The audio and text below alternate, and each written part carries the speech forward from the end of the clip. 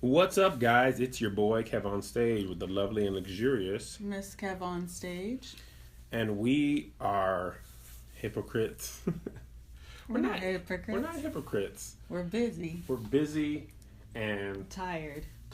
and we're raising children, and we're blowing up on Facebook. Not we. And we have not made the time to do the podcast, but today I got time, cuz I was looking at our last podcast and it was like March. I thought it was in February. February or March. Yeah. We did so good in 2015. We did semi-good. We were really good, then fell off, and then came back and then fell off. But in the midst of our struggle, Melissa worked on a book. I did work on a book. So it was not all for nothing. Do you want to talk a little bit about my book? Your book, the author, Melissa Fredericks? I have a book coming out in August. It will be officially available for digital download or hard copy purchase. Hard copy purchase. And on August 5th, we'll say. I don't know if I should do it like the 5th, the 6th, or the 7th. I don't really know. But somewhere around there, if you're not going to the Love Yourself Gap Fest in August, I encourage you to sign up at loveyourselfgapfest.eventbrite.com. I will be there and I will have copies of my books for sale, but you can also find it again via digital download. The title of it is The Journey to Self-Love, and it is essentially my testimony of overcoming low self-esteem and essentially encouraging the reader to overcome any feelings of low self-esteem that they may low self-esteem that they may be dealing with in their life. So yeah, I'm super excited about it. That's fantastic. I'm very proud of her. I have had the pleasure to read the book a lot of times. It is very good. Melissa's an amazing author, as she is an amazing wife and person. She is dope, and I'm excited for you guys to be able to get the book.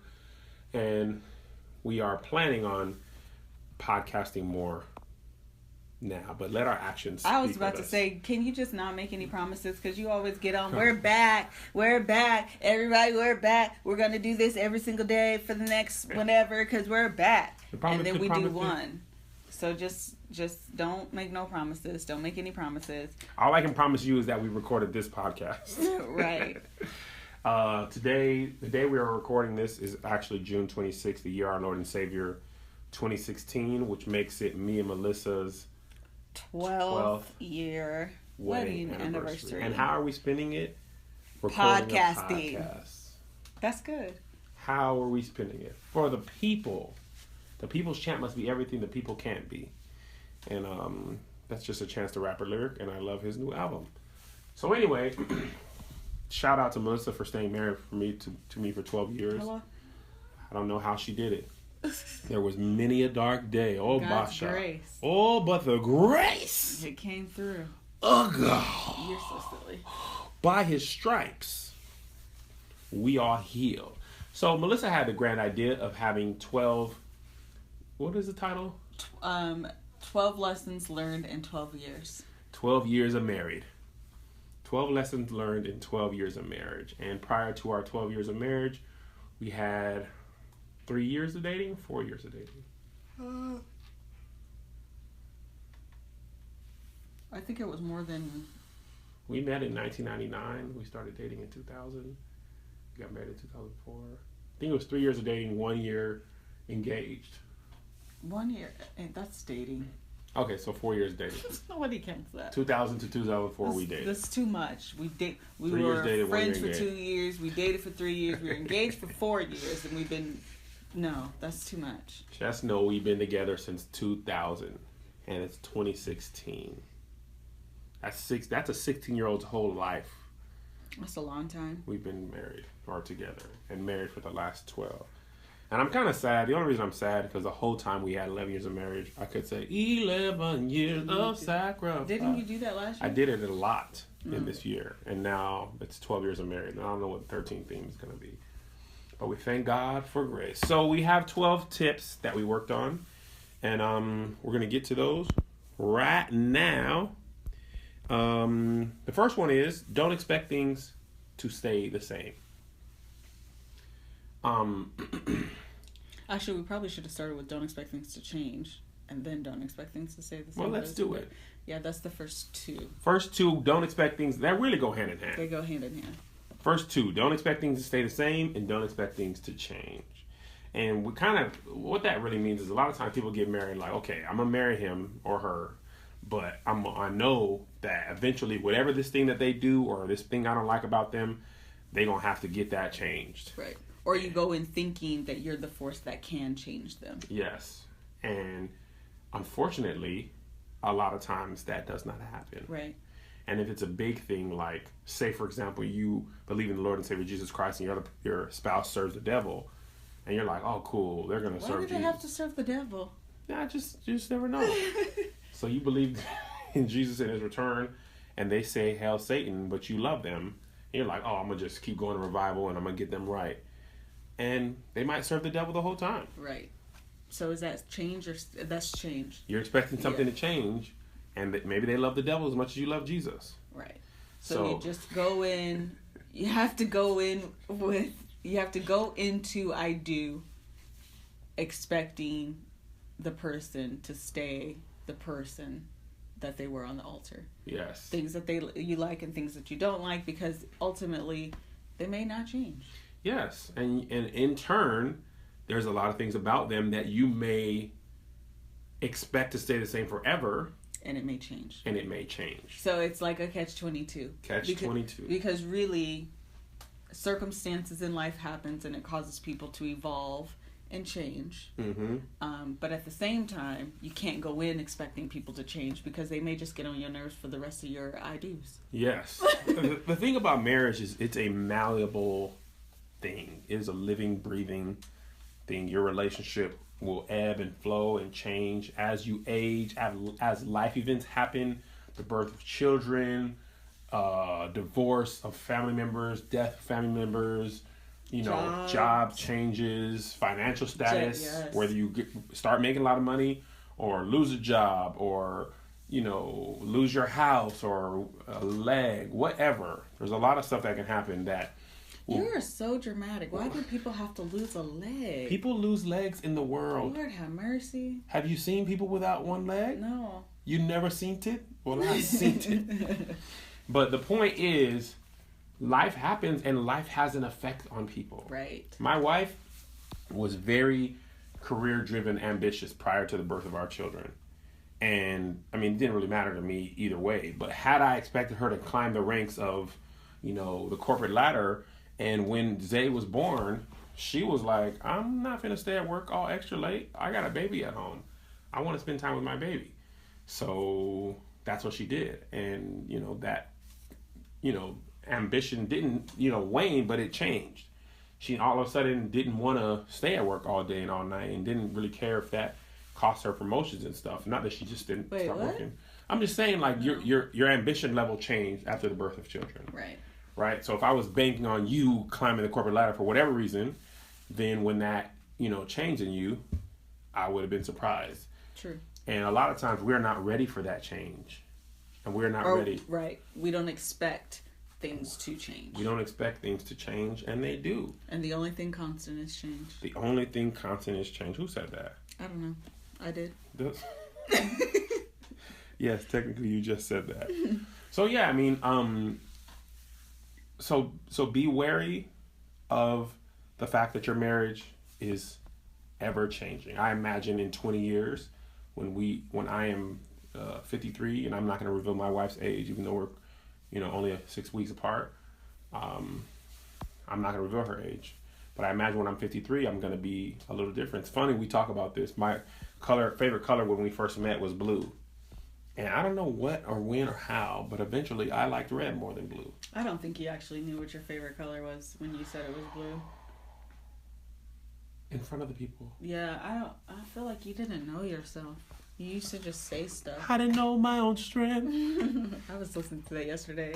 On Friday on my way to work and had tears in my eyes. Did you? Yes, I was literally like, you're doing the most. Because did you really have tears in your eyes? Yes. Did any fall? No. None But of that. you're like a hard blink away. But yes, I listened to it like 3 times. Like, Whitney, you didn't know your own strength, but then you did, and then you gave in. I was really, literally having a moment. That is funny. Okay, let's continue, babe, because we spent all our time on the first 2. Okay, so then the next one is don't cheat.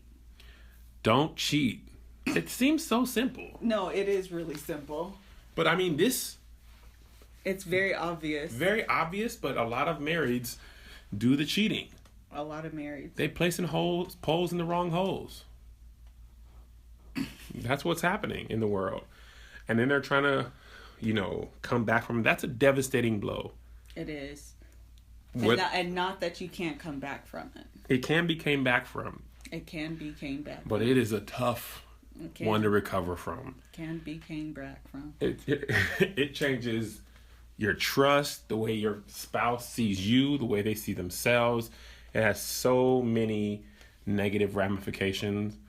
I commend everybody who comes back from it, but it is potentially a death blow. Absolutely. And so avoid the wrong sexing. And we can do a whole podcast on this, but there's a lot of reasons why people cheat, but there's a very few results and consequences of it. It's either you break up or you stay together. And more often than not. Wait, what do you mean? Like, there's a lot of reasons people cheat, but the consequences are mostly the same. It ends. Oh, got it. It ends the relationship. Okay. So, you can blame yourself and blame them and they didn't do this, or I don't know why, whatever the case is. Either way, you can be ending your whole relationship. And you don't want to do that. No. Especially when people are like, unless you do want to do that. But if you do want to do that, don't cheat. Just have a discussion like an adult. Right. Don't play with it. Don't be dishonest. Number 4, go on dates. Yes, go on dates. Me and my wife went to paint night a couple weeks ago. You should go. They have it on Groupon. It's everywhere. It's in every everywhere. City. Not every city. It's not in Tupelo, Mississippi, I bet. Is that a real city? Yes. It probably is. Probably not in Tupelo. Not a lot of things going on there. But essentially what happens is you pay, I think it was like $30 or $40. I don't know. It wasn't terribly expensive. And an artist comes and they give you a canvas and paint and food and drink and you paint something. And it is so much fun. I don't know why. Maybe because we're not really artists like that. It's actually just a fun date that's not dinner and a movie. Yes, that's what it is. It's an activity to do together that is not dinner and a movie. It's typical dinner and a movie. Not that there's anything wrong with dinner and a movie. No. That's definitely a date. But, painting was much more fun than dinner and a movie. So a lot of times people do a lot of cool, fun stuff when they date to attract them. And then when they get married, you get in a rut of life. Yes. And then dinner and a movie becomes your default. Or you're only going to see movies that your kids can watch, which is something me and my wife get into a lot. We're just like, we see Finding Nemo, Finding Dory, and Pets, and whatever. And you just never are seeing what you want to see, or you're never doing something that is just for you two. So, and you don't have to have a lot of money to go on dates. You don't even have to have an artist to do paint night. You could go to your local craft store, Michael's. It's probably more expensive actually going to Michael's, but your point is well taken. Yeah. And you buy a canvas or a piece of paper and you paint something. It'll be ugly, but who cares? Who cares? Who cares? It's really not about the product. It's about the time spent together. It's about the time spent together. That was good, Melissa. Next. Have fun. This goes with go on dates. Me and Melissa's, one of our favorite things to do, I don't know, we only really do it on vacation, but we still love it, is karaoke. Oh, yeah. I was like, what do we love to do? We have the best time doing karaoke. Neither of us can sing particularly well. Melissa's actually a great rapper. I'm not a You great got to rapper. see her in action. She is young MC on the mic. Not great at all. Mic on stage. What? But anyway, we have, on cruises especially, we do karaoke. And there's also karaoke places in LA. We've actually never done it here, but that's our idea of fun. Or we will go to a park. The other week we went to, we did paddle boats. That was a family. Yeah, it was family, but it was still fun. Yeah, no, it was fun. Yeah, so just have fun, man. It doesn't always have to be gloom and doom. Yeah, we talked on a different podcast because you should catch up if you haven't. if you haven't listened to our old podcast, we talked about hand-to-hand fun or hand-to-hand activity. Face-to-face activity, side-by-side activity, and laying down. I can't remember what it's called. But anyway, this would be considered a side-by-side. Belly to belly. Belly to belly, that's right. The sex, if you guys didn't know. So this would be considered a side-by-side activity where you're doing things as essentially friends, not just things that you do because you're husband and wife, but because you genuinely and sincerely enjoy the company of your spouse. Yes. And you should be friends with your spouse. We were having this discussion about best friends of opposite sex, which is a whole nother podcast. But a lot of times people don't consider their spouse their friend. And I think they should be your friend, your best friend. They should be your friend. It's the foundation for a good relationship. It's friendship. I was talking to somebody about this. It was somebody last week, and she was saying how she couldn't recover if her husband cheated on her, she couldn't recover. Like their relationship wouldn't recover. And she was saying that if you want to cheat on me as a wife, say I'm not cutting it as a wife, I get that. But as a friend, you should not want to hurt me like that. Right. So you should say, look, as a marriage, this isn't working, so I don't want to hurt you, so let's just go our separate ways. But if you don't have that friendship as a foundation, then you just be bulldozing over somebody's feelings. Right. Because you generally wouldn't bulldoze over your friends' feelings. Like you might do something that hurts them or upsets them, but you usually aren't malicious to your friends. So. And shame on us if we're treating our friends better than we're treating our spouses. Talking bad about your husband and wife when they ain't around, like you got to protect them. Right. Protect them, protect your marriage. Because then you leave the door open for the enemy to come in and bite you. Number 6. Remember your husband and... Are you going to say it? No. Oh. Remember your husband and... Wait, what? Remember you are husband and wife first. Reading Rainbow. Wait, you said... Remember you are husband and wife first. Husband and wife. Okay, it's a little confusing. Yeah. Remember you are husband and wife first. Don't get stuck in your other roles, which are mommy and daddy or worker. I think, remember your role as husband and wife is what I told you to write. Okay, so you're just going to tell the people you told me to do something. You don't tell me to do nothing. Well, you ask. What I'm saying is that you didn't write it correctly, so that's why it was confusing. But going back to the point of remembering your role as husband and wife is to remember that before the kids, hopefully. Actually before the kids. Even if you got married after you had kids, you're a boyfriend and girlfriend before you had kids. Yes. So remembering that those roles exist before the kids, and remember to I don't know the right word, but play that role before you're always playing mommy and daddy. And also your kids will move out eventually. And if your only role is mommy and daddy, then your kids move out, and then you're like, oh my gosh, I don't even know you anymore. So that's why you got to date, have fun while in the midst of parenting, because all things considered, parenting is just parenting with your children in the house, I should say. It's only a piece of your time as a couple. And if it's not managed right, you can run into the issue of not knowing each other once you're not knowing yourself as husband and wife. Right.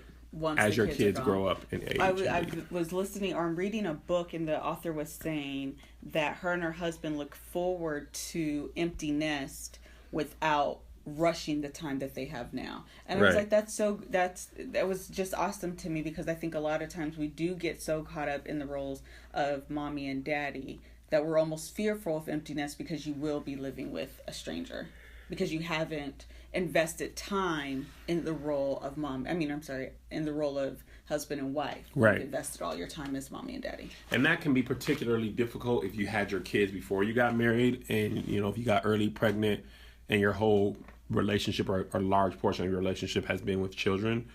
But even if that's not the case, me and Melissa have been married 12 years and we've been parents for 10 of them. Mm-hmm. Almost 10 of them. So once you have kids, that's going to dominate a large portion of your marriage, and raising children dominates a lot of your time. Right. Picking them up from school, taking them to school, basketball, soccer, homework, clothes, whatever, So just remember that they are a part of your life, but they are not the only part of your life. A big part, but not the only part. We should do this one next, which leads to the next point of prioritizing your relationship. Yes. Which ties directly into the one before, is that you have to remember that your relationship is first. Like, even in the order that God lays it out, it's God, your relationship, and then, or your husband or your wife, and then your kids. Yes. So remembering that order and remembering it, that it's there for a reason, because your kids are going to leave. Yes. And I know a lot of times as women, we have a hard time, like, I'm not going to do my kids like that. But you have to remember, your kids will leave the house. They will. And you'll eventually want them to leave the house. Yes. And even if you want them to stay, they're going to want to leave. So they're going to leave. And you don't want to have invested all of this time into your kids. And again, they're going to leave. And then you're stuck, with someone you don't know, because you haven't prioritized your relationship to be first and foremost. Absolutely. Your time spent, if your marriage is a pie, the majority of your time should be on your spouse. Yeah. And your that parenting. Takes time. That takes prioritizing and reprioritizing, because kids naturally drain the life away and the suck. They time suck. But no, kids literally naturally take a lot of your time. So you have to make time for each other, because me and Melissa talk about this when we're talking about sex. And, working full time, both parents, and picking up the kids from school, having homework, making dinner, cleaning, cooking. And don't let them do sports. Putting them in, if they have sports, they have practice that day in addition to all that. And next thing you know, it's 10 o'clock and you're the first time you're actually alone with your spouse, and you both are ready to fall asleep. And now you have, you've done everything as a parent, amazing job as a parent, but as a husband and wife, you have failed. Neglected the relationship. And your first responsibility is always to your parents. I mean, to yourself, your spouse. That's what I'm trying to say. So that means reprioritizing your time. So that means, when on Saturday after the kids' games, all right, it's mommy and daddy time. Leave us alone. Or even if it's just watching 7 episodes of whatever on Netflix, or taking the kids to your friend's house and then going on a date, or not even going anywhere, just taking your kids to your friend's house and then just having the house to yourself. You have to counterbalance and counteract the time that you spend parenting to make sure that your marriage is healthy. Amen. And there's enough time spent in your marriage. Amen. Which leads us to our next point. This will be number 7? No. 8? 8.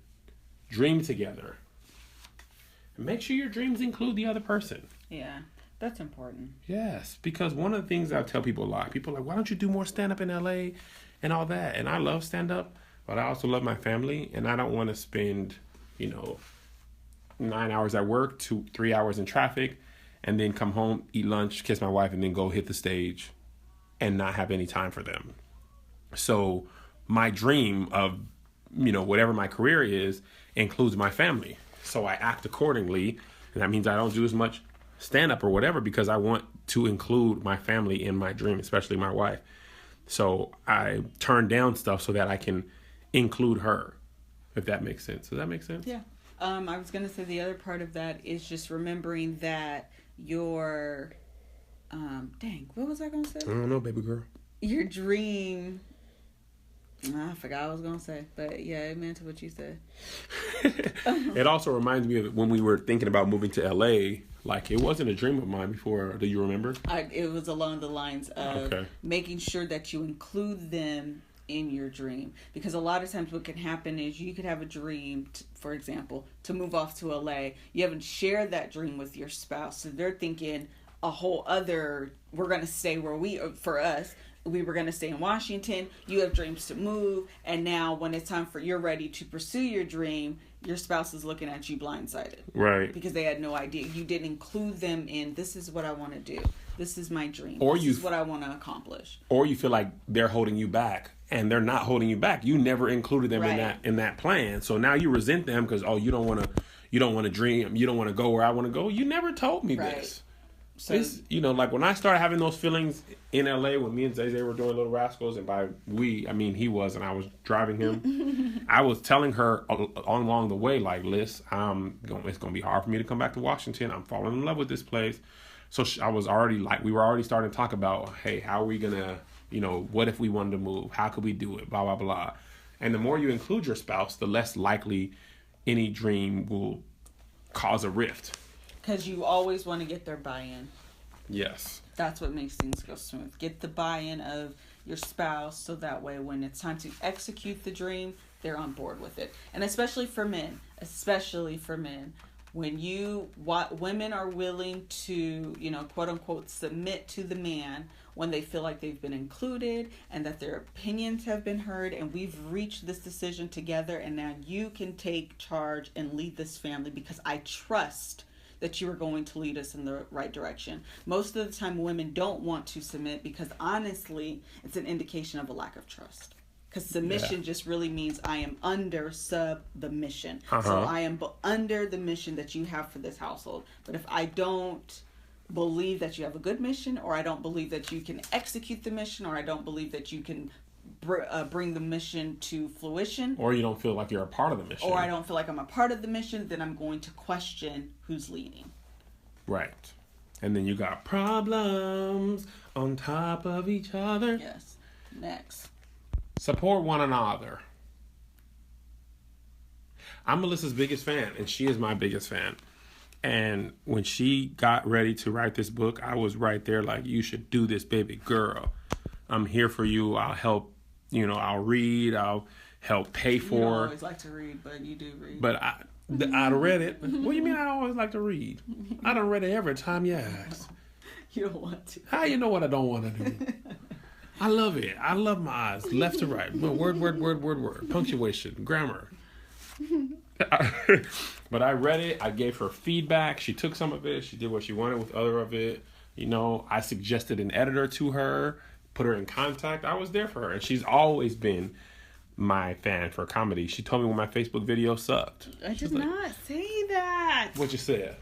I don't even remember that what conversation. You said? Oh, yeah. Well, this video is not good for Facebook. It's just kind of good for I just didn't think it was a whatever. Did you post it anyway? No, I didn't. Oh. I cried myself to sleep that night.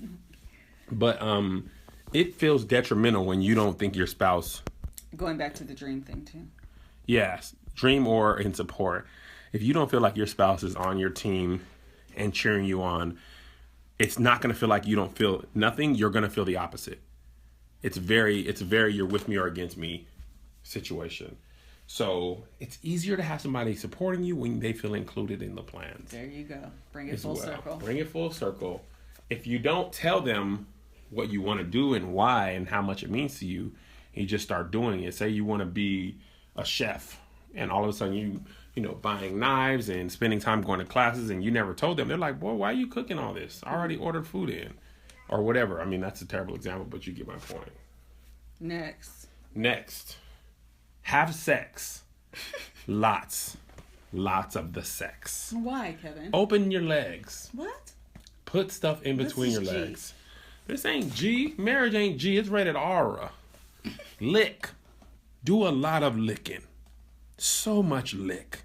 Lick and stick. Try new stuff. Spin around. Hang from the chandelier. Hush. Now, sex is a very important part of marriage. It is. It's very important that you have a good, healthy sexual relationship. I talk about this in my book, Plug. It's coming out in August. But it's very important to both people for different reasons, but nonetheless important for both. And lots of sex depends on your marriage. Lots of sex could be 7 times a week for some. Lots of sex could be 7 times a month for some. You know what I mean? But it should be a healthy and vital part of your marriage. It is something that should be communicated on. It should not be left to chance. You should talk about it. What did that feel good? Did you like when I went around the circle and flipped you over? Okay, we're moving on. No, we ain't. You always get nervous when we talk about sex. One key thing about sex, talk about what you do and don't like in the midst sometimes, but sometimes it's better to talk about the negative aspects, not during sex. Have a separate conversation so that the next time you get hot and heavy, you're prepared for what they like and don't like. That was good advice. Sometimes it's hard to say what you don't. I mean, you got to, but to be like, I don't like that. And you're in the middle of it. It's kind of like, So have plenty of the sex and get rid of your inner liquids. Okay. We only have 2 more. Okay. Number 11. Don't keep secrets from each other. Why would you be keeping secret from your spouse? Why would you? But sometimes we do it. Why? I don't know why. I'm not much of a secret holder. But a lot of people are. Lack of trust. Relationships don't survive when there is no trust. Or I think people think it's none of your business. Wait, what? I think they think this part is none of their business. So I'm not necessarily keeping a secret. It's just doesn't make sense to tell them. You know what I mean? Yeah, I don't understand. I'm saying people might not think, it might not be I don't trust you. No, I get it, what you're saying. Oh, I see. Yeah. You don't understand why people would feel like that. Yeah. By the way, my wife has really dark hair right now, and she is so attractive. I know, you make me want to get it all the time, but I don't like my hair dark. You don't like it dark? No. I like it. You like a bad girl. Bad gal Riri. Bad gal Lissa. I don't know. Bad gal. Hush. Bad gal. Keep Work. Next. The final one. Celebrate your anniversary. Do you know what today is? Why do we harp on this? It's our anniversary. I think we say it all the time. This is one for you. You always make a mention to say this. So why is this so important to you? Why do you think it's so important to people? I think it's so important to people the same way that we celebrate our birthday to show that we've accomplished another year, made it a year older. Yep. Same way that we celebrate the new year on the 1st of January 1st. It's you very set much new goals, yes, new aspirations. You feel like your slate is wiped clean. You're motivated again. I feel like your anniversary is that same type. It should be celebrated in that same type of way. And I think I've seen people on Facebook, they're like, after the first year it doesn't really matter, or we're too old for that. And I think absolutely not. Absolutely not. I absolutely 100% think, even if you don't think your birthday is that big of a deal because you're getting old, I do think that celebrating your anniversary is something that should be, even if it's something simple as just going to dinner. I do think it's something that should be celebrated and recognized as accomplishment, because when you look around, you may not be in the company of too many other folks that have the opportunity to celebrate another year of marriage. Yeah, it's the same way, like you said, you celebrate your birthday because you ain't dead. Celebrate your anniversary because your marriage ain't dead. Yes. It's another day's journey, and I'm glad about it. Oh, they harmonized. I'm excited because I can't sing. But no, me and Melissa, and here's the thing. Melissa mentioned this, but I want to re-emphasize. It doesn't have to be big. When we were first married, we did not have a huge amount of money. No. But we always went to somewhere. When we used to think Red Lobster was balling. Get the Admiral's Feast. We're going to split it, or we're going to eat a lot of bread before. That's real. For real, you should. But it doesn't have to be a big thing. Just go out and say, hey, this is our anniversary. We made it. Because like Melissa said, somebody got divorced that year that was married. And it gives you new hope. Like, man, we made it 12. I was thinking about that this morning. 12 years? That's a long time. That is a long time. We have made it. There's people who got married after us and got divorced now. People who've been married a long time before us and got divorced. Like, we are thankful. We are going to dinner in a couple hours to celebrate our anniversary. We got a babysitter for the night. We thank God. So let's go off and remind the 12 steps. Oh? That was a lot. You don't want to go through them real quick? You can recap them if you like. Don't expect things to stay the same. Don't expect things to change. Don't cheat. Go on dates. Have fun. Remember you're a husband and wife first. Prioritize your relationship. Dream together. Dream again. Support one another. Have sex and lots of it. Don't keep secrets.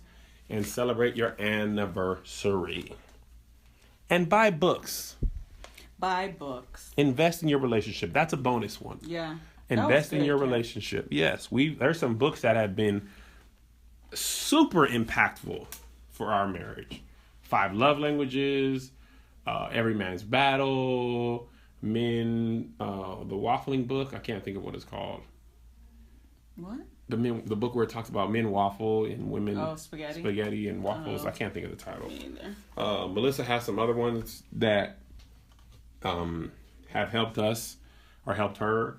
So invest in your relationship. You might not be every part of the book might not apply, but what applies, and what don't, let it fly. Amen. So as we close, you can find Melissa at Miss Kev. That's all right, daughter. Okay, baby Miss girl. KevOnStage on Instagram, Miss KevOnStage on the Twitter, and Melissa Fredericks on Facebook. Look out for my book, The Journey to Self-Love, that will be coming out in early August. Yeah. You can find me, KevOnStage, everywhere. YouTube, Facebook, Snapchat, Periscope, Instagram, Snapchat, Vine. Okay, all the social. All of the medias of the social. All the medias of the social. And if you are interested in attending the women's conference that I am a part of in August, you can find information on my Instagram at Miss KevOnStage, or you can go to loveyourselfgabfest.eventbrite.com to register. Tickets are $40. We still have tickets available, and we'd love to see you there. We'd love to see your face in the place. By we, I mean her, because I'm not going. I'm taking my sons to somewhere fun. But Melissa will be there, along with Sharice, the optimistic divorcees, Dana Grant, the healthy married person, and she's a health coach, and Deandra Giselle, MUA. All right. Thank you guys for rocking with us, and all you guys who have got on us for not recording. We are doing our very best to be more consistent in this last and evil hour. Thank you. God bless you. God keep you. And we will see you at the conference.